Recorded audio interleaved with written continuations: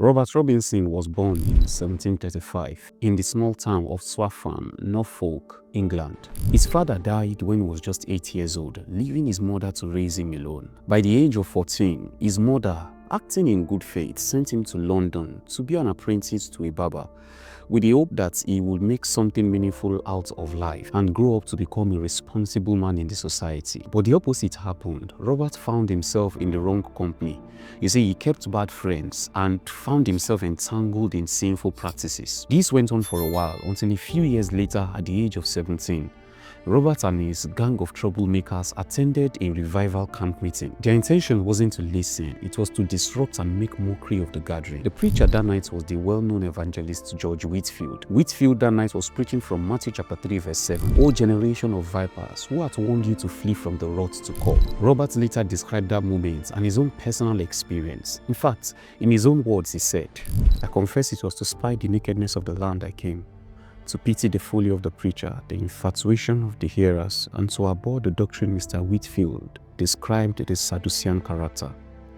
This did not touch me. I thought myself as good a Christian as any man in England." From this he went on to that of the Pharisees. He described their exterior decency, but observed that the poison of the viper rankled in their hearts. This rather shook me. At length, in the course of his sermon, he abruptly broke off, paused for a few moments, then burst into a flood of tears, lifted up his hands and eyes, and exclaimed, "Oh, my hearers, the wrath to come, the wrath to come." These words sank into my heart like lead in the waters. I wept, and when the sermon was ended, retired alone. For days and weeks, I could think of little else. Those awful words would follow me wherever I went. That night didn't convert him immediately, but a seed was sown. And about 3 years later, after wrestling with those words, Robert Robinson finally gave his life to Christ, and he would later become a preacher himself. After this transformation, Robert wrote to George Whitefield, saying that he envied the happiness and joy that he saw on the faces of the people, the believers that gathered in that revival tent years ago when he sat in that meeting. 2 years later, at just 22 years old, Robert penned the words of the hymn, "Come down, fount of every blessing." Come down, fount of every blessing. Tune my heart to sing thy grace. Streams of mercy never ceasing. Call for songs of loudest praise. Teach me some melodious sonnets, sung by flaming tongues above. Praise the mounts and fixed upon it, mount of God's redeeming love.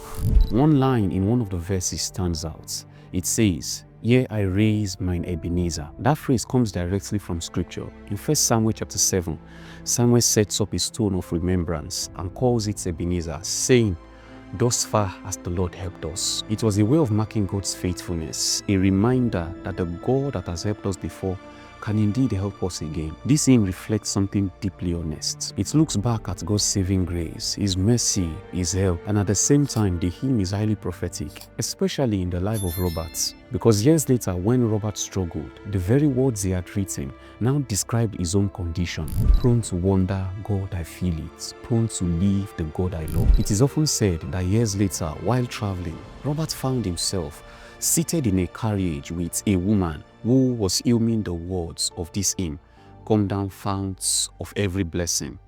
Unknown to her who sat beside her, she turned to Robert and asked him, "What do you think of the words of this song?" To which Robert replied, "Madam, I am the poor, unhappy man who wrote that hymn many years ago, and I would give 1,000 words if I had them to enjoy the feelings I had then." The woman responded with simple grace, "Sir, the streams of mercy are still flowing." It is said that after this experience, Robert repented and continued living for Christ. He later died in June 1790 at the age of 54. But this hymn has lived through decades, shaping lives and reminding us that God's grace is indeed powerful and can save a wandering soul, regardless of how far you think you may have gone. If you'd like to learn of the story behind the hymn, I have decided to follow Jesus and some other Christian hymns. Check these playlists. Don't forget to like this video, click the subscribe button. It is free, and share with somebody.